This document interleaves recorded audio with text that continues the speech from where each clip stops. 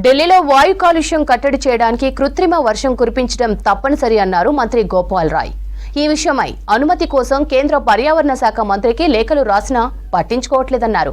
ప్రధాని మోదీ జోక్యం చేసుకుని ఈ విషయాన్ని ముందుకు తీసుకెళ్లాలని అభ్యర్థించారు. వాయు కాలుష్యాన్ని కట్టడి చేయడానికి ఓ అత్యవసర సమావేశం ఏర్పాటు చేయాలని డిమాండ్ చేశారు ఢిల్లీ మంత్రి గోపాల్ రాయ్.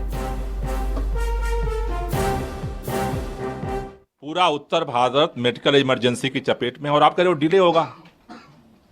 अगस्त में पहली चिट्ठी लिखी थी हमने 30 अगस्त को, उसके बाद 10 अक्टूबर को लिखी, उसके बाद 23 अक्टूबर को लिखी। इमरजेंसी सिचुएशन आ गई, आज फिर हमने चिट्ठी लिखी।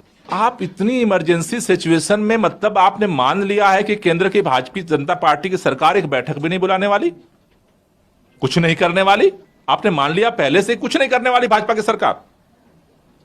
भारतीय जनता पार्टी की सरकार को इस तरह से देश के लोगों की जिंदगी को खतरे में डालने का हक नहीं है। काम करना पड़ेगा उसे।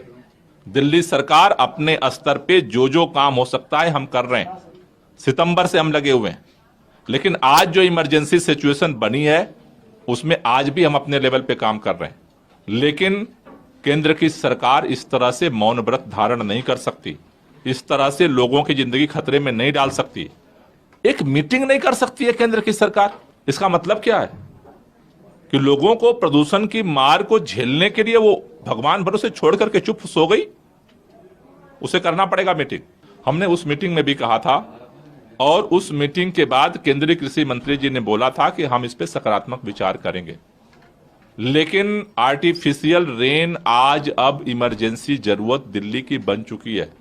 दिल्ली के ऊपर जो स्मॉग की चादर है, हम दो लेवल पे प्रयास कर रहे हैं। एक, जो सोर्सेज हैं उनको कैसे ज्यादा से ज्यादा रिड्यूस किया जाए, उसके लिए तमाम तरह के ग्रेफ 4 की कार्रवाइयों पे हम लोग काम कर रहे हैं। दूसरा, हम चाहते हैं कि इस पर इमरजेंसी मीटिंग केंद्र सरकार बुलाए। आज पूरे उत्तर भारत में इमरजेंसी सिचुएशन पैदा हो चुकी है और जो स्मॉग की चादर है इसे तोड़ने के लिए क्लाउड सीडिंग को अलाउ